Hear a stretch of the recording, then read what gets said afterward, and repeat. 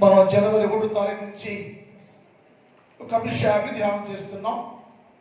దాన్ని రోజు ముగిస్తున్నాను. నేను గమనించవలసిందిగా మనవి. కొత్త సంవత్సరంలో పెట్టిన మనము సంవత్సరానికి మొదటి నెలలో ప్రజలు అనగా ఇశ్రాయేలీలు, క్రైస్తవులు, దేవుని ప్రజలు అనబడేవారు సంవత్సరానికి మొదటి నెలలో ఏమి చెయ్యాలో వరుస క్రమంలో నేర్చుకుంటూ వచ్చామా.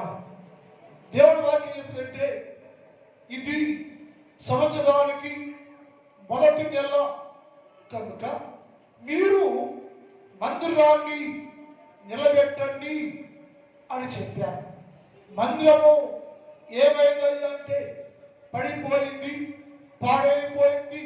పాడైపోయిన మందిరాన్ని నిలబెట్టండి అని గత వారాల్లో నేర్చుకున్నాం. అలాగే దేహము అనే మీ ఆలయము, మీ దేవాలయము, మందిరము కూడా అనేక విషయాల్లో పాడైపోయింది, పడిపోయింది.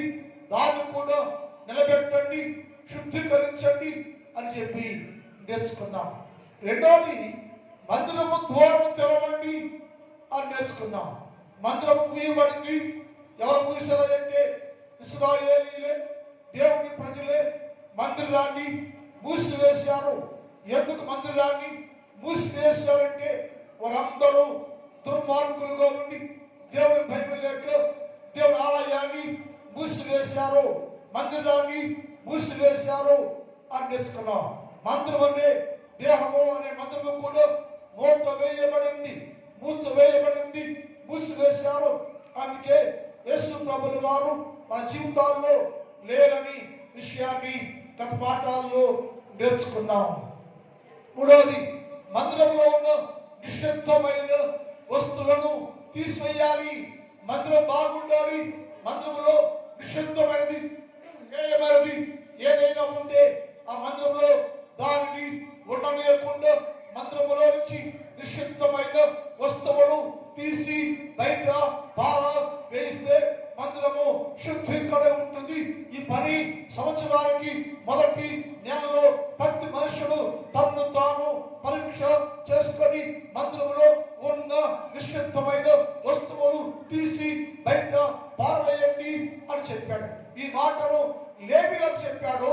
లేవీలు వెళ్ళి లోపల ఉన్న వాటిని తీసి బయట పారవేస్తున్నట్టుగా గత పోయిన వారు మనం విన్నాం.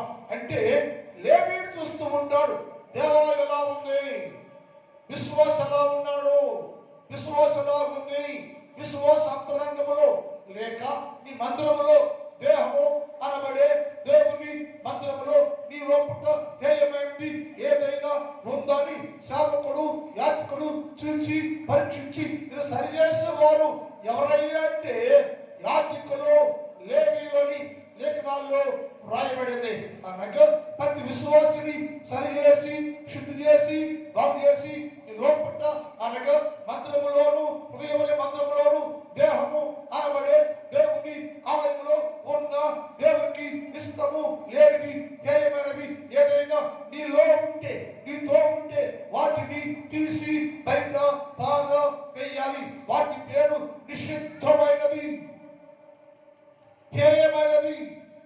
అలాంటి ఉంటే మనుషుడు ఆత్మీయంగా ఎదగలేడని, అలాంటి ఉన్నప్పుడు మనుషుడు యేసుక్రీస్తు ప్రభువులే అన్ని విషయాల్లో ఎదగలేరు.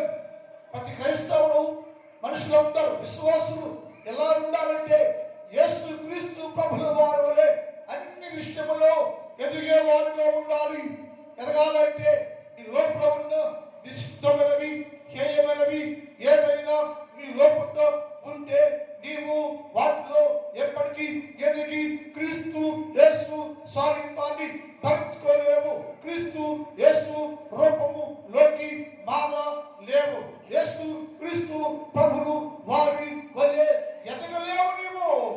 అందుకని యేసు అన్నాడు, సంవత్సరానికి మొదటి నెలలో నీలో ఉన్న, నీ దేవాలయంలో ఉన్న, మందిరములో ఉన్న, నీ దేహము ఆలయంలో ఉన్న నిషిద్ధమైన వాటిని తీసి బయట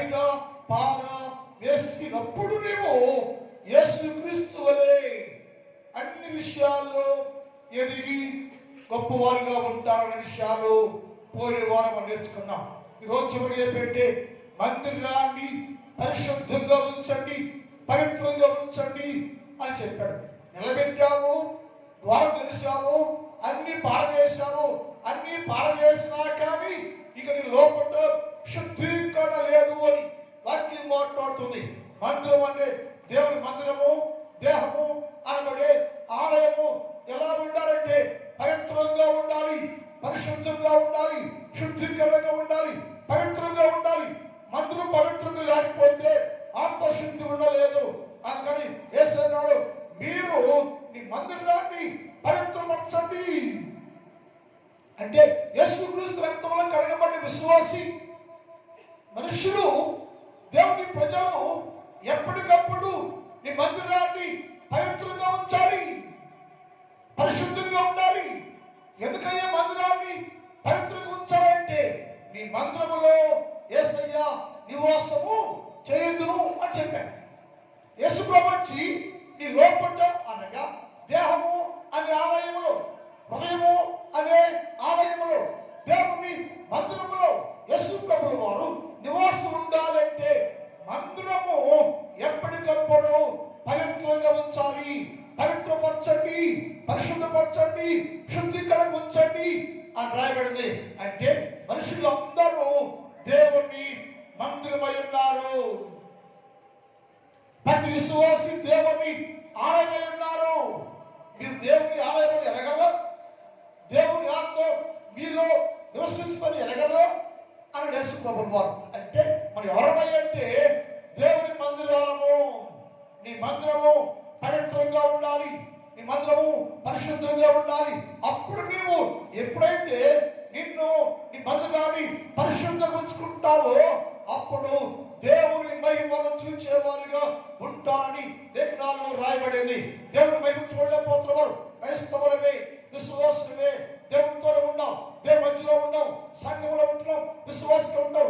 కానీ యేసుక్రీస్తు ప్రభువు వారి యొక్క మహిమ ప్రభావాలు చూడలేకపోతున్నాం. పూర్ణ దర్శనాన్ని పొందలేకపోతున్నాం. దేవుని శక్తిని పొందలేని వారిగా ఉన్నాము. దేవుని ప్రభావాన్ని కలిగిన వారిగా మనము ఉండలేకపోతున్నాం. ఏంటి కాబట్టి నీ హృదయముని ఆలయము, దేవాలయము పవిత్రంగా లేదు. అది చేశాడు. సంవత్సరానికి మొదటి నెలలో దేవుని ఆలయాన్ని పవిత్రపరచండి, పరిశుద్ధపరచండి. ఒకవేళ 2025 వరకు నీ జీవితంలో మందిరం పవిత్రంగా లేదా, నీ ఆలయం పవిత్రంగా లేదా, ఇప్పుడు ఏం చేయాలంటే ఈ సంవత్సరానికి మొదటి నెలలో ఏం చేయాలంటే నీ మందిరాన్ని పవిత్రపరచుకోవాలి, పరిశుద్ధపరచుకోవాలి. దాన్ని పవిత్రపరిచి పరిశుద్ధపరిస్తే యేసయ్యన్నాడు, నీవు ఎప్పుడు దేవుని మందిరాన్ని పరిశుద్ధంగా ఉంచుతావో అప్పుడు నేను నీ మధ్య నివాసం చేస్తానయ్యా అన్నాడు. ఈ మాట జకర్యాతో మాట్లాడు. జకర్యా, నీవు నీ ప్రజలు ఎలా ఉన్నారంటే నీ పవిత్రం లేవయ్యా. ఎందుకయ్యా యేసయ్యా దూరంగా ఉన్నావా అంటే నీ మందిరంలో శుద్ధి లేదు, పవిత్రం లేదు, నేను నీలోనికి రాలేక వెనక తీస్తున్నానయ్యా అన్నాడు. అని చెప్పాడు. నేను రావాలంటే నేను వచ్చి నీ లోపల నివాసము చెయ్యాలి అంటే మీరందరూ అనగా మందిరము వనబడే మీరు పవిత్రులుగా ఉండాలి. పవిత్రులు పోగొట్టుకుంటే, పరిశుద్ధత లేకపోతే యేసుక్రీస్తు బిడ్డగా ఉంటా కానీ దేవునికి సంబంధం ఏమి ఉండదు. క్రైస్తవులమే, పరిశుద్ధులమే, మార్చబడ్డ వారమే. శుక్రవారం మనం మాట్లాడుకున్నాం. సహోదరులారా అన్న పౌలు గారు. సహోదరులారంటే మార్చబడ్డవారు, సహోదరులారంటే కడగబడ్డవారు, సహోదరులారంటే కొనబడ్డవారు, చేర్చబడ్డవారు. సంఘంలో మార్చబడి, కడగబడి, సంఘంలో చేర్చబడ్డ విశ్వాసులు ఎలా ఉన్నారంటే నేను మీతో ఆత్మ సంబంధమైన మనుషులతో మాట్లాడలేకపోతున్నాను నేను. ఎందుకంటే మీరు శరీర సంబంధులే, అంతరంగమార్ల విశ్వాసే. కడగబడ్డావు, కొనబడ్డావు, మార్చబడ్డావు, చేర్చబడ్డావు. కానీ ఇంటర్నల్ లైఫ్ ఉందే, ఇంటర్నల్ లైఫ్ అది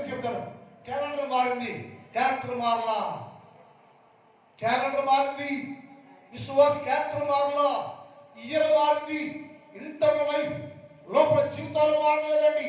అందుకని ఈ లోపల పరిశుద్ధత లేదు, పరిశుద్ధత లేవు. మనం అంటే వయసు పెరుగుతా ఉంది, 60 ఏళ్ళు, 70 ఏళ్ళు, 100 ఏళ్ళు, 90 ఏళ్ళు, 110 వయసు పెడుతున్నప్పుడు మారే లోకంతో పాటు మారే వయసుతో పాటు నువ్వు మారిపోవాలి. హృదయం మారాలి, మనస్సు మారాలి, జీవితం మారాలి, మంత్రంగా ఉంటా మార్పు చెందాలేమో. ఎప్పుడు ఒకేలాగా ఉంటానికి వీలు లేదు అని అన్నాడు. మీరు అందరితో మాట్లాడుతున్నారు కానీ ఎవరితో మాట్లాడాలంటే సహోదరులతో మాట్లాడాలంట. సహోదరులు ఎవరంటే మార్చబడ్డవారు, కడగబడ్డవారు, చేర్చబడ్డవారు, పరిశుద్ధులతో మాట్లాడలేదు. ఎలా ఉంటారండి మీరు? ఎట్ట శరీర సంబంధమైన మనుషులతో నేను మాట్లాడవలసి వచ్చి మాట చూసి ముందుకెళ్దాం. చూడండి, 1 కొరింథీ పత్రిక 3వ అధ్యాయం 1 చూద్దాం. 1వ కొరింథీ పత్రిక 3:1. సహోదరులారా, ఆత్మ సంబంధమైన మనుషులతో మాట్లాడినట్టు నేను మీతో మాట్లాడలేకపోతున్నా. ఎందుకని? ఆత్మ సంబంధమే నువ్వు, కానీ లోపల ఏమంటే శరీర సంబంధం ఉంది. పైకేమో ఆత్మ సంబంధులే, మార్చబడ్డవారే, కడగబడ్డవారే, చేర్చబడ్డవారే, శుద్ధి చేయబడ్డవారే. కానీ ఈ లోపల ఏమంటే శరీర సంబంధం ఉంది. పైకేమో ఆత్మ సంబంధంలా కనపడుతున్నా, కానీ లోపల శరీర సంబంధమైన జీవితాన్ని కలిగి ఉన్నావు నీవు. అందుకని నీతో నేను మాట్లాడుతున్నాను కానీ ఆత్మ సంబంధంలాగా మాట్లాడలేకపోతున్నానయ్యా. ఎందుకని? మీరు శరీర సంబంధులైన మనుషులంట. ఎవరిళ్ళు? మార్చబడ్డవారు, కడగబడ్డవారు, చేర్చబడ్డవారు. యేసు దృష్టిలో ఎలా ఉందంటే శరీర సంబంధులైన మనిషి అంటే లోపలేదంటే పరిపూర్ణత, శుద్ధీకరణ లేదు. నీ మంత్రి పవిత్రంగా లేదు, పరిశుద్ధంగా లేదు. ఇంటర్నల్ లైఫ్ లోపల భాగంతో శుద్ధే లేదు. పైకి మాత్రం ఆత్మ సంబంధులా కనపడుతున్నా, కానీ లోపలంతా శరీర సంబంధమైన జీవితాన్ని జీవిస్తున్నావు నీవు. అని పౌలు అంటాడు, మీతో నేను ఆత్మ సంబంధులాగా మాట్లాడకపోతున్నానయ్యా. ఎందుకంటే మీ స్వభావంలో శరీర సంబంధం ఉంది, నీ మాటలో శరీర సంబంధం ఉంది. అని లోపల భాగంతో అలా ఉందయ్యా. అందుకని పసిపిల్లగా ఉండాలయ్యా. ఎందుకంటే మీ లోపల శుద్ధీకరణ లేదు. శుద్ధి చేయబడాలి, నీ దేహం బాగుపడాలి, దేవాలయ శుద్ధిగా ఉండాలి, పవిత్రంగా ఉండాలి, టోటల్గా విశ్వాసి పవిత్రంగా ఉండాలి. యేసయ్యనాడు సంవత్సరానికి మొదటి నెలలో మీరు మందిరాన్ని పవిత్రంగా ఉంచండి అని చెప్పాడు. రెండో చెప్పాడు ఆయన, మందిరమే కాదయ్యా, నిన్ను నీవు పవిత్రంగా ఉంచుకోవట. ప్రతి వ్యక్తి పవిత్రంగా ఉండాలి. మందిరం అంటే శుద్ధులు రూఢి చేస్తారు, శుభ్రంగా కడిగేస్తారు. రోజు అక్కళ్ళు ఏంటి నైజాం పోసి ఉత్తర పొద్దు కరిగి పంటలిపోతుంది. నైజాం పోసి నైజాం అది నైజాం తిరిగి రాదు పెద్దగా. నైజాం పోసి కుడుతున్నారు, బండ్లు మాత్రం శుభ్రం చేస్తున్నారు. అది కడగాల ముందు బండ్లు కాదు, బండలని జీవితాలు మార్పు చెందాలి, దేవాలయ శుద్ధిగా ఉండాలి, పవిత్రంగా ఉండాలి, పరిశుద్ధిగా ఉండాలి. అంతేకాదయ్యా, నీకు నీవుగా ప్రతి వ్యక్తి పరిశుద్ధులుగా మార్చబడాలి, శుద్ధి చేయబడాలి. అప్పుడే దేవుని మహిమను చూస్తావు. గొప్ప కార్యాలు నీ జీవితంలో, నీ కుటుంబంలో జరగాలంటే నీవు ఒకటేమో మందిరాన్ని పవిత్రంగా ఉంచు, రెండోది నిన్ను నీవు పవిత్రంగా ఉంచుకోవాలేమో, పవిత్రంగా ఉండాలేమో. ఎందుకయ్యా అంటే రేపటికి నీ మధ్యలో నేను అద్భుతాన్ని చేయబోతున్నా. రేపు నీ మధ్యలో ఆశ్చర్య కార్యాలు చేయాలనుకుంటున్నా. ఆ కార్యాలు జరగాలంటే, అద్భుతాలు జరగాలంటే నిన్ను నీవు పవిత్రంగా చేసుకోయ్యా అని చెప్పాడు. యెహోషువ గ్రంథం 3వ అధ్యాయం 5 చదువుదాం. యెహోషువ రేపు యెహోవా ఇదేది టుడే, ఈరోజు, రేపటి వచ్చిన నెల మారిపోబోతుంది. నెక్స్ట్ మంత్ నుంచి నీ జీవితంలో దేవుడు అద్భుతం చేయబోతున్నాడు. ఈ నెల చేసేస్తున్నాడు. నా దేవుడు నీ జీవితంలో, నీ కుటుంబంలో అద్భుతాలు చేయాలంటే ఏంట, రేపు నీ మధ్యలో మరియు యెహోషువ రేపు యెహోవా మీ మధ్య అద్భుత కార్యం చేయాలంటే కనుక మిమ్మల్ని మీరు శుద్ధిపరచుకోండి. రేపు నీ జీవితంలో ఆశ్చర్యం కలగాలి. ప్రతి మనుషులు మేలు కావాలి, దీవెన కావాలి, ఆశీర్వాదం కావాలి. ఎదురు చూస్తున్నాం, దానికోసం ప్రార్థన చేస్తున్నాం, దానికోసం కనిపెడుతున్నాం. మనం యేసయ్య నాడు, నేను మీ కుటుంబాల్లో ఆశ్చర్య కార్యాలు చేయాలనుకుంటున్నాను, నేను చేయబోతున్నాను. నేను అవి జరగాలంటే, నేను చేసే ఆశ్చర్య కార్యాలు నీ కుటుంబంలో జరగాలంటే నువ్వేం చేయాలంటే, నిన్ను నీవు శుద్ధిపరచుకోండి, పవిత్రపరచుకోండి, పరిశుద్ధంగా ఉండండి. రేపు నేను నీ మధ్యలో అద్భుత కార్యాలు చేయబోతున్నాను. ఆ కార్యాలు నువ్వు చూడాలనుకుంటే, పొందాలనుకుంటే, ఈ రోజైతే సంవత్సరానికి మొదటి నెల ముగించే లోపల నీవు ఏమి చేయాలంటే, నిన్ను నీవు శుద్ధిపరచుకోండి, పరిశుద్ధపరచుకోండి. ఒకవేళ అద్భుతాలు జరగకుండా ఆగిపోయిందా, నేను ఆగిపోయిందా?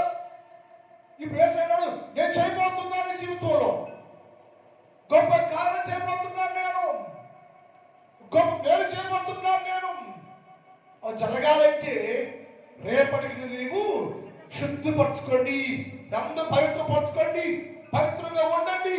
పరిశుద్ధిగా ఉంటే గొప్ప కార్యాలు, గొప్ప మేలు, దీవెనలు మీరు పొందుకుందురుగాక. అవి పొందాలంటే నిన్ను నీవు శుద్ధి చేసుకో. అదే అధ్యాయం 7వ అధ్యాయం 13 చూద్దాం. అందరూ తెలిసిన వాక్యం ఇది. 7:13 నువ్వు లేచి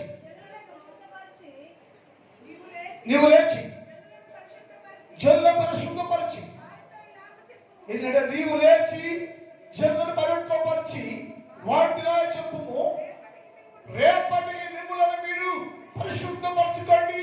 జనులారా, విశ్వాసులారా, ఇశ్రాయేలీయులారా, మీరు అందరూ రేపటికి అనగా 2026 సంవత్సరం మొదటి నెల ముగిసి మరొక నెలలోకి ప్రవేశించిన అందరూ కూడా రేపటికి మిమ్మల్ని మీరు పరిశుద్ధపరచుకోండి, పవిత్రపరచుకోండి.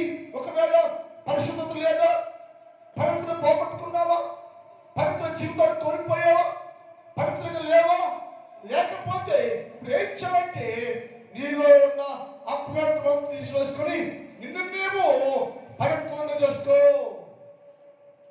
పరిశుద్ధంగా చేసుకో, పరిశుద్ధంగా మార్చుకో. నేను నీ జీవితంలో అద్భుతం చేస్తాను, దీవెన చేస్తాను, నీ కుటుంబంలో ఆశ్చర్య కార్యాలు జరిగిస్తాను. నేను అన్ని మేళ్ళే, నీకు అన్ని మేళ్ళే, అన్ని దీవెనలే నీ కుటుంబానికి ఇవ్వబోతున్నాను. నేను ఎన్నో ఆశ్చర్య కార్యాలు నీ కుటుంబంలో జరిగించబోతున్నాను. నేను అవి పొందుకోవాలి అంటే నిన్ను నీవు రేపటికి పరిశుద్ధ పరచుకోండి. అయ్యో, నిన్ను పరిశుద్ధపరచుకోండి, శుద్ధి చేసుకోండి, బాగు చేసుకోండి, పవిత్రంగా ఉండండి. మనుషులు పవిత్రంగా ఉండకపోతే, అపవిత్రులుగా ఉంటే, అలాగే జీవిస్తూ ఉంటే మన జీవితాల్లోకి ఆశీర్వాదాలు రావని దేవుడు సెలవిస్తూ ఉన్నాడు. అందుకని మనుషులాగా, విశ్వాసులాగా, ఇశ్రాయేలీయులాగా సంఘమా, రేపటికి మీరు మందిరాన్ని పరిశుద్ధ పరచండి, మిమ్మల్ని మీరు పరిశుద్ధంగా ఉంచుకోండి, పరిశుద్ధంగా మార్చుకోండి, పరిశుద్ధంగా జీవిస్తే నేను మీ జీవితాల్లో అద్భుత కార్యాన్ని జరిగిస్తానని లేఖనాల ద్వారా దేవుడు మనతో మాట్లాడుచున్నాడు. మన జీవితాల్లోకి అద్భుతం కావాలి, మార్చుకోవాలి, శుద్ధి చేయాలి. శుద్ధి ఎక్కడంటే లోపల ఉండే బయట శుద్ధిగా ఉండాలి. లోపల బయట. 2వ కొరింథీ పత్రిక 7వ అధ్యాయం 1వ వచనం. 2వ కొరింథీ పత్రిక 7వ అధ్యాయం 1వ వచనం. త్వరగా ప్రియులారా, మనకి వాగ్దానం ఉన్నది. మొదట నీవు దేవుని భయముతో కడగబడాలంటే ఏముండాలంట? పరిశుద్ధిగా మార్చుకోవడానికి ఏముండాలి? దేవుని భయం ఉన్నాయో. నా దేవుడు గొప్పవాడు, శ్రేష్టమైన వాడు, పరిశుద్ధుడు, ఆయన బిడ్డగా ఉంటా. నేను నన్ను, నా భార్యని, నన్ను, నా బిడ్డని ప్రతిరోజు దీవించి దేవుడు యేసు ప్రభువు వారయ్యో ఆ దేవుని భయపడాలని, ఆ దేవుని యందు భయం కలిగి ఉండాలట.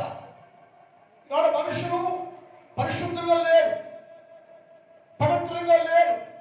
అది కుటుంబ వ్యవస్థ, సంఘ వ్యవస్థ, వ్యక్తిగతంగా మన జీవితాల్లో పరిశుద్ధులు కోల్పోయే మనం. కారణం ఏంటంటే దేవుడు అనే భయము లేకపోవటం. ఇప్పుడు ఏంటంటే మీరు దేవుని భయము కలిగి ఉండండి. ఎప్పుడైతే దేవుడు పరిశుద్ధుడు, దేవుడు శ్రేష్టమైన వాడు, మా దేవుడు మా జీవితాల్లో అద్భుత కార్యాలు చేసే దేవుడు అనుకుంటావా నువ్వు? ఆ భయం వచ్చింది. అయ్యో దేవుడికి వేరుగా ఉంటే ఏం చేయలేను కదా. దేవుని భయం కలిగి ఉండాలి.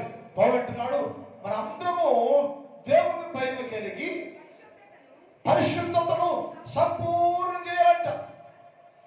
మరి పరిశుద్ధి ఎలా ఉంటే సగం కాదు పరిశుద్ధ.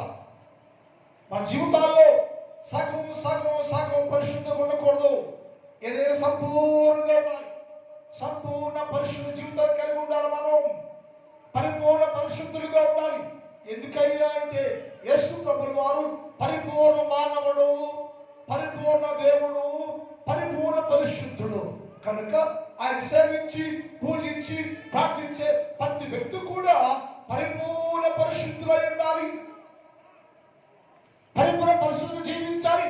పరిశుద్ధ స్థానమే వేరు, పరిశుద్ధ స్థలమే వేరు, పరిశుద్ధ మంచి ఆశీర్వాదం వేరు. యేసు అన్నాడు, సంవత్సరానికి మొదటి నెలలో మీరు భయం కలిగి పరిపూర్ణ సంపూర్ణ పరిశుద్ధులుగా ఉండండి. సంపూర్ణ పరిశుద్ధులు కావాలి. సంపూర్ణ పరిశుద్ధులు ఎలా ఉందంటే లోపల బయట అనేది శుద్ధిగా ఉండాలి. లోనంతా శుద్ధి చేసుకొని బయట అపవిత్రంగా ఉంటే అది సంపూర్ణత కాదు. సంపూర్ణ పరిశుద్ధులు కావాలంటే నీ లోపల, నీ బయట, ఇంటర్నల్ లైఫ్, ఎక్స్టర్నల్ లైఫ్, శరీరంలోను హృదయంలోను ఎక్కడ కూడా అశుద్ధి కనపడకూడదు. లోపల బయట అంటున్నాడు. భయం కలిగి మీరు భయం కలిగి పరిశుద్ధులు సంపూర్తి చేసుకుంటూ ఏమంట శరీరానికి ఆత్మకు కలవస్తుందంట. అది పోవాలి. ఇప్పుడు రేపు దేవుడి మధ్యలో గొప్ప కార్యం చేయాలంటే నిన్ను పరిశుద్ధపరచుకోవాలి. నిన్ను పరిశుద్ధపరచుకోవాలి. ఎలా అంటే నీలో సంపూర్ణత లేదు, సంపూర్ణ పరిశుద్ధ జీవితం లేదు. ఏమైనా ఇప్పటికి వస్తుందా కదా అంటే యేసు అన్నాడు, నీ లోపల శరీరానికి ఆత్మకు కల్మషం ఉందట. నీ కల్మషం ఉందే, శరీరం ఉంది, ఆత్మ. ఇప్పుడు పరిపూర్ణ పరిశుద్ధులు కాదు, నీవు పరిపూర్ణ పరిశుద్ధులు కాదు మనం. అందుకని ఆశీర్వాదం పొందుకోలేకపోతున్నాం, దివులు పొందలేకపోతున్నాం, దేవుని ముఖ దర్శనం చూడలేకపోతున్నాం, దేవుని వాక్ ప్రత్యక్ష లభించలేదు మనకి. కారణం ఏంటంటే శరీరానికి కల్మషం ఉంది, ఆత్మ కూడా శుద్ధికరంగా లేదు. ఆత్మశుద్ధి లేని ఆచారం లేదా, చిత్తశుద్ధి లేని శివపూజ లేదా, కపట కల్మషము కడుపులో ఉంచుకొని విస్మదాభిరామ విరువేమ అన్నాడు. అంటే ప్రతి మనుష్యుడు కల్మషం లేని వాడిగా ఉండాలి. కల్మషం ఉండకూడదు మనకి. నిష్కలంకులుగా ఉండాలి, నిష్కపటంగా ఉండాలి. లోపల పాపం ఉండకూడదు, బయట ఉండకూడదు. లోపల బయట రాకంటే నీ శరీరానికి నీ ఆత్మకు కల్మషం కలిగి ఉంది. నీ శరీరానికి నీ ఆత్మకు కలిగిన కల్మషము నిన్ను పరిశుద్ధులుగా చేయాలని కూడా చేస్తుంది. ఇప్పుడు ఏం చేయంటే అది కడిగేసుకుంటే, శుద్ధి చేయబడితే, మార్చేసుకుంటే, పరిశుద్ధపరచుకుంటే, నిన్ను శుద్ధులు చేసుకుంటే ఆ దేవుడు నీ వెనుక నీ జీవితంలో గొప్ప ఆశ్చర్య కార్యాలు జరిగించడానికి సిద్ధంగా ఉన్నాడు. అందుకని మనం ఏం చేయాలంటే నీ శరీరానికి ఆత్మకు కలిగిన సకలమైన కల్మషాన్ని కడిగి వేసుకొని ఎవరికి వారు తను తానుగా పరిశుద్ధపరచుకొని వ్యక్తిగతంగా ఎవరికి వారు హృదయాన్ని శరీరాన్ని కడిగి వేసుకొని శుద్ధిపరచుకొని ఏ దోషానికి అవకాశమే లేక, ఏ పాపానికి చోటు లేక పరిపూర్ణ పరిశుద్ధంగా ఉండగలిగితే వారు దేవుడి నీ జీవితంలో అద్భుతం చేస్తాడు. ఒకవేళ అద్భుతం జరగలేదు, ఆశ్చర్య కార్యాలు జరగలేదు అంటే నీ లోపట నీ బయట శుద్ధీకరణ లేదు, పరిపూర్ణత లేదు, శుద్ధి చేయబడలేదు. అందుకని ఈవిని కాదు కోరికుంది, కానీ నీ లోపల బయట అశుద్ధి ఉందే, కల్మషం ఉందే, అది నీ జీవితంలోకి ఆశీర్వాదాన్ని రాకుండా ఆపేస్తుందేమో. ఒకవేళ గమనించుకొని యేసు అన్నాడు, ఈ సంవత్సరానికి మొదటి నెలలో నీ మందిరాన్ని పవిత్రంగా ఉంచు, పరిశుద్ధిగా ఉంచు, అంతేకాదు నిన్ను నీవు శుద్ధీకరణంగా చేసుకోయ్యా అని చెప్పాడు. కానీ మనిషి కదంటే నేను చేసుకోను అంటాడు. చేసుకోయా ఎప్పుడైనా చాలా వయసు ఉంది కదా, సో ఉత్సవం చేసుకుందాలి, వచ్చేసం మాట్లాడాలి అనుకుంటాడు మనుషుడు.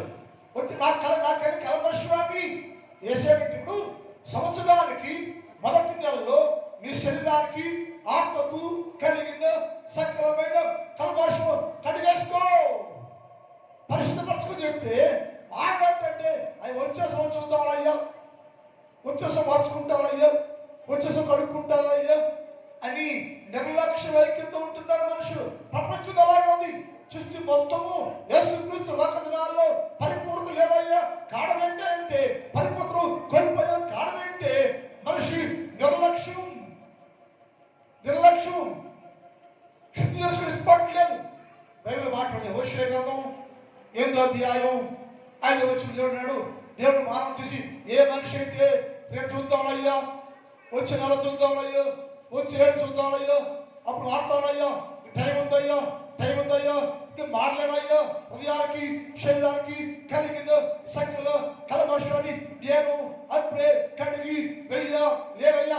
దీవున రాకపోయినా పర్వాలేదయ్యా, దీవులు రాకపోయినా పర్వాలేదయ్యా, నాకు కల్మషాన్ని మాకు తీసివేయాలని నేను అనుకుంటా ఉంటే ఆ మనిషితో యేసు అన్నాడు. హోషేయ గ్రంథం 8వ అధ్యాయం 5 చూద్దాం.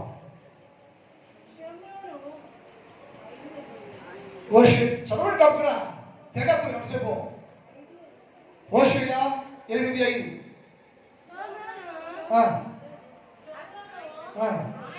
ఆయన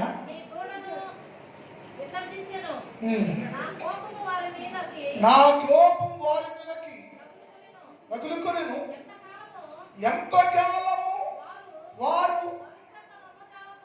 ఎంతకాలము మీరు పవిత్రులు కాకుండా ఉంటారయ్యా.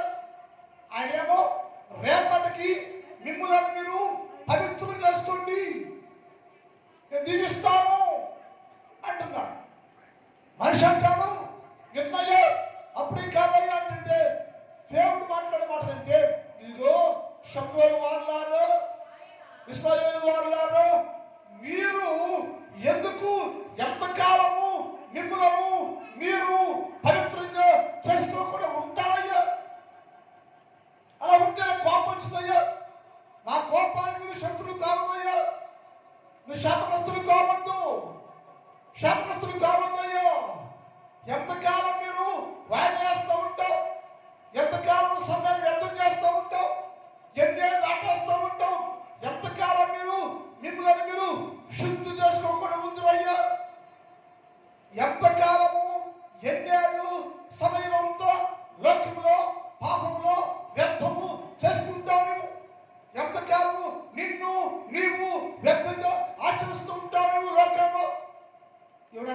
షమ్రోను ఇశ్రాయేలీయులారా, ఎంతకాలం మీరు శుద్ధులు కాకుండా ఉందురు?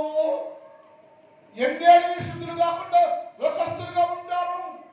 ఎంతకాలం పవిత్రపరచుకోకుంటారు? ఇప్పుడే సమీక్షలు ఇప్పుడే సరే మీరు మిమ్మల్ని పవిత్రపరచుకోండి, పరిశుద్ధపరచుకోండి, శుద్ధులుగా ఉండండి. యేసు అన్నాడు, అయ్యో ఎంతకాలం మీరు శుద్ధులు కాకుండా ఉందరు? నేను శుద్ధి చేసుకోమంటాను. నేను రేపటికి మీరు శుద్ధులుగా ఉండండి, పరిశుద్ధులుగా ఉండండి.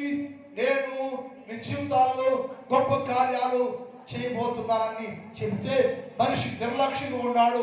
యేసు, అయ్యా ప్రజలారా, ఎంతకాలం మీరు శుద్ధులు కాకుండా ఉందరు?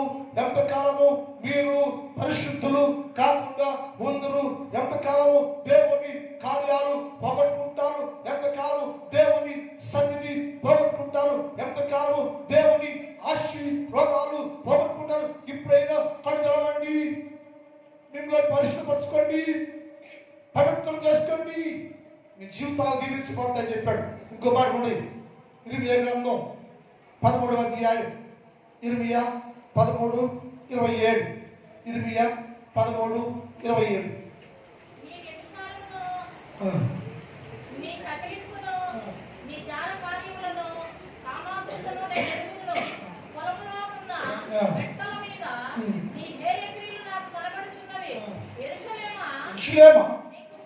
నీకు శ్రమ, నిన్ను నీవు నీలో పాపం కనబడుతుంది, శాపం కనబడుతుంది, అపవిత్రులుగా ఉన్నావు నీవు. అయినా యెరూషలేమా, నిన్ను నీవు, యెరూషలేమా నీకు శ్రమ, నిన్ను నీవు ఎందుకు పవిత్రపరచుకుని ఇష్టపడలేదు? నువ్వు లోపల పాపం ఉంది, దోషం ఉంది, శాపం ఉంది, నాకు కనబడుతుంది. అది చూసినామంటే నిన్ను పవిత్రపరచుకో, పరిశుద్ధపరచుకో అంటుంటే మనిషి అంటాడు, నేను వల్లపడ్డాయి అంటాడు. దేవుడు అన్నాడు, యెరూషలేమా, ఎంతకాలం నిన్ను నీవు పరిశుద్ధపరచుకోకుండా, బాగు చేసుకోకుండా పాపంలో ఉంటావయ్యా. ఇప్పుడైనా ఈ సంవత్సరము ముగించే అయిపోయింది, కొత్త సంవత్సరం ముగించారు. సంవత్సరానికి మొదటి నెలలో అయినా నిన్ను నీవు పరిశుద్ధ పరచుకో, శుద్ధి చేసుకో. అప్పుడు ఈ సంవత్సర కాలం అంతా నీ కుటుంబము క్షేమాభివృద్ధిలో ఉంటుంది.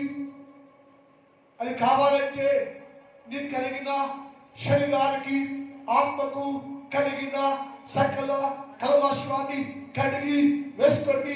ఎంతకాలము వ్యర్థంగా ఉంటావు, కడిగి వేసుకోకుండా, తుడిసి వేసుకోకుండా, బాగు చేసుకోకుండా, యెరూషలేమా ఎంతకాలము నా కోపానికి శ్రమలు వేస్తూ ఉంటావు.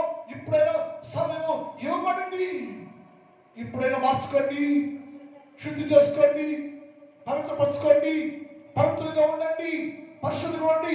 నీకు కలిగిన కల్మషాన్ని కడిగి వేసుకోండి. ఇర్మియా గ్రంథం 33:8 చూద్దాం. ఇర్మియా 33:8. ఇర్మియా 33. అమ్మా,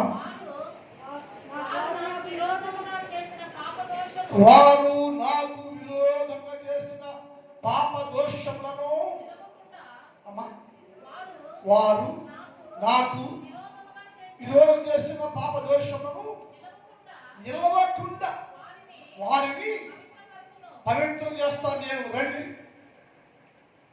ఆయన అంటే ఎంతకాలం వేసేస్తావే సమయాన్ని, ఎందుకు అర్థం చేసుకుంటావు? ఈ నెలలో చెప్తున్నా అర్థం చేస్తాను. ఇప్పుడు రండి, ఇప్పుడైనా సరే నా వైపు చూస్తే, నా మాట వింటే, నువ్వు కలపర్షం ఉంది, చూస్తున్నా పాపం ఉంది, కనబడుతుంది, అందువల్ల అది ఒక విరోధం, పాపం తెలుసు నాకు. అయితే నేను ఈ పట్ల దయ కలిగి ఉన్నాను, జాలి కలిగి ఉన్నాను, వాడిని చూడలేక నిన్ను నేను పవిత్రం చేస్తాను. రండి. వారు నాకు విరోధం చేసిన దోషాలన్నిటి నేను క్షమించి, శుద్ధిపరిచి, బాగు చేసి, పవిత్రంగా ఉన్న ప్రతి కల్మషాన్ని తీసివేస్తా. రండి. నెల అయిపోతుంది, నెల ముగిస్తూ ఉంది. ఈ నెల సంవత్సరానికి మొదటి నెల ముగిసే లోపలే నీలో ఉన్న కల్మషాన్ని కడిగి వేసుకోండి, నిన్ను నీవు శుద్ధులుగా చేసుకోండి, రండి, వస్తే నేను త్రోసివేయను. నిన్ను నీ పాపాన్ని దోషాన్ని పరిహరించి క్షమించి నేనే ఇష్టపూర్వకంగా నీలో కనపడుతున్న ప్రతి దోషాన్ని ప్రతి పాపాన్ని కడిగి పవిత్రం చేస్తాను, నేను పరిశుద్ధులు మారుస్తాను, నేను రండని నా దేవుడు యేసయ్య పిలిపిస్తున్నాడు. క్రైస్తవులాగా దేవుని పిల్లలాగా నేను ప్రేమించిన యేసయ్య 2026వ సంవత్సరాన్ని ఇచ్చాడు.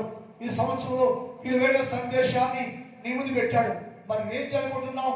ఇలాగే ఉంటాడయ్యా, పర్వాలేదులే, బాగుండా కదా అనుకుంటున్నావా? లేదయ్యా, నా శరీరానికి ఆత్మకు కల్మషం కలిగి ఉన్నాను, అది నాకు ఇబ్బంది అయ్యా, ఏమో ఈ జీవనం కావాలంటే నిన్ను నువ్వు శుద్ధిపరచుకుని చెప్పావు కదా, కాబట్టి ఇప్పుడే నేను నిన్ను శుద్ధిపరచుకుంటానయ్యా అనుకుంటే నా దేవుడి జీవితంలో గొప్ప కార్యాలు జరిగిస్తాడు. గొప్ప దేవుడికి వస్తుంది, మేలు వస్తుంది అని చెప్పి చివరిగా ఏం చేయాలంటే ఈరోజు సంవత్సరానికి మొదటి నెలలో చివరిగా నువ్వేంటంటే కడిగేసుకుని దేవుడి సహవాసంలోకి రావాలి.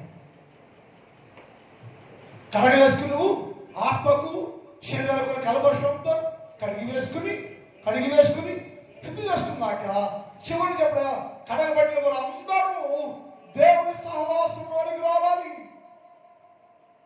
దేవుడి సహవాసం చేయాలి.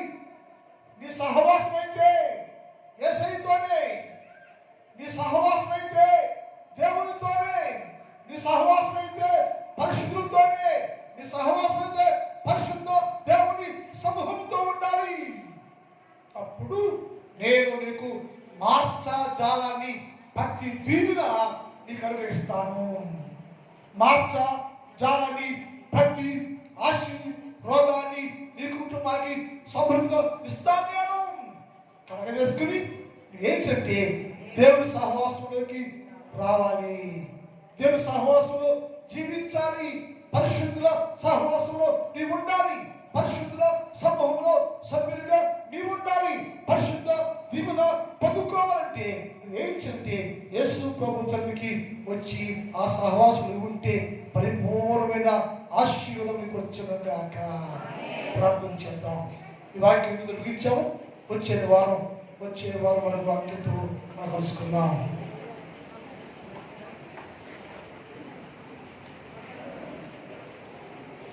ఈ వాక్యంతో మనం మాట్లాడే దేవుడు వాక్యం దేవుడితో మాట్లాడాడు. ఒక నిమిషం ప్రార్థన చేసుకోండి. దేవా, నెలలో నాకు శ్రేష్టమైన సందేశాన్ని ఇచ్చావయ్యా. నా జీవితంలోకి శుద్ధీకరణ కావాలి అని తెలియపరిచావయ్యా. నీకు ఇష్టమైతే నన్ను కూడా శుద్ధులుగా చేయయ్యా.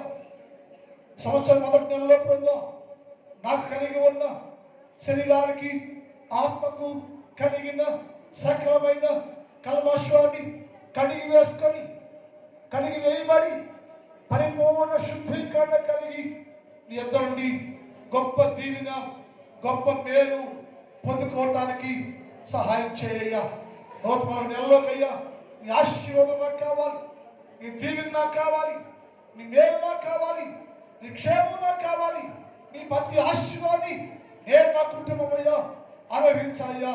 అందుకోసమయ్యా నా లోపట నా బయట ఏదైనా దోషం ఉంటే ఇప్పుడు శుద్ధిపరిచి నీ సహవాసంలో పరిశుద్ధుల సహవాసంలో నీ సన్నిధిలో నిత్యము జీవించేవారుగా సహాయం చేయయ్యా అని ప్రార్థన చేసుకోండి.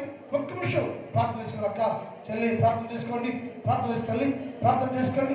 ఒక్క నిమిషం ప్రార్థన, అందరూ ప్రార్థన చేసుకోండి, ఎవరు పాల్గొనద్దు. ఈ ప్రార్థన సమయం ఇది. అందరూ ప్రార్థనలో ఉండండి. ప్రభుత్వం మాట్లాడండి, దేవుడితో మాట్లాడండి. దేవా, ఈ రోజయ్యా ఈ సంవత్సరానికి మేము మొదటి నెలలో ఉన్నాం తండ్రి. ఏదైనా మాలో తప్పిదాలుంటే క్షమించయ్యా. దోషము కడిగేయ్యా. మమ్మల్ని పరిశుద్ధపరచుకొని పవిత్రుడి నీ సహవాసంలో నీలో మేము నిలిచి ఉండే ధన్యత కలుగు చేయ ప్రభువా అని ప్రార్థన చేసుకుందామండి. ప్రార్థన చేసుకుందాం.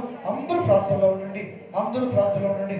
ఒక్క నిమిషం ప్రభుతో మాట్లాడి దేవుని దీవెన మేలు ఆశీర్వాదాలు పొందే వారుగా ఉండాలని ప్రభు పక్షంగా మనం చూస్తాం. అందరూ ప్రార్థనలో ఉండండి. అందరూ ప్రార్థనలో ఉందాం. దేవుని నామాన్ని కనపరిచేవారుగా ఉండాలని మనం చూసుకోండి. ప్రార్థన చేసుకోండి. ప్రార్థన చేసుకోండి. ప్రార్థన చేసుకోండి.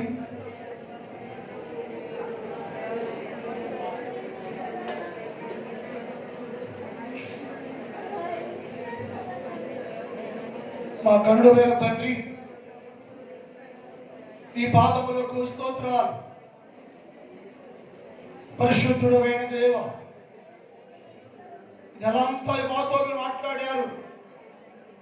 విలువైన సందేశాన్ని మాకిచ్చారు. ఈ సందేశంలో ఉన్న మర్మాన్ని మీరు గ్రహించుకొని దేవా, మా దేవాలయాన్ని, మా శరీరాన్ని, మమ్మల్ని మేము పరిపూర్ణ శుద్ధి కడగ చేసుకొని నీ సహవాసంలో ఉంటూ, నీ సన్నిధిలో ఉంటూ, నీ నామలు బలపడటానికి సహాయం చేయండి. నీ కృపాక్షేమాలతో నింపండి ప్రభావాన్ని చేస్తూ తండ్రి. ఉదయకాలంలో ఈ స్థలంలో మోకరించిన ప్రతి బిడ్డను దర్శించండి. చిన్నవారు, పెద్దవారు, స్త్రీలు, పురుషులు, యవనస్తులు, వృద్ధులు అనేక మంది ఈ స్థలంలో సన్నిధిలో ఉన్నారు తండ్రి. ప్రతి బిడ్డను పేరు పేరును దర్శించండి, దీవించండి, ఆశీర్వదించండి. మరి కుటుంబాలను దీవించండి, మరి వారిని దీవించండి. కుటుంబంలో ఏది తక్కువ కాకుండా ప్రతి కుటుంబయ నీ వల్ల గొప్ప దీవెన, గొప్ప మేలు పొందుకొని యేసు ప్రభువు వారి నామములో ప్రతి కుటుంబం అన్ని విషయాల్లో వర్ధిల్లే వారిగా సహాయం చేయమని ప్రార్థన చేస్తున్నాం తండ్రి. నా సంఘాన్ని దీవించండి. నా సంఘంలో ఉన్న ప్రతి కుటుంబాన్ని దీవించండి. ఏ కుటుంబానికి ఏది కావాలో, ఏ మేలు కావాలో, ఏ సహాయం కావాలో గ్రహించండి. ఈ నామలో ప్రతి కుటుంబం క్షేమాభివృద్ధిలో వర్ధడానికి సహాయం చేయండి, దీవించండి. రోజంతా కృపాక్షేమాలు నింపండి, బలపరిచి అభిషేకించి పంపించమని యేసు వారి పరిశుద్ధ నామములో ప్రార్థిస్తూ ఉన్నాం తండ్రి. ఆమేన్.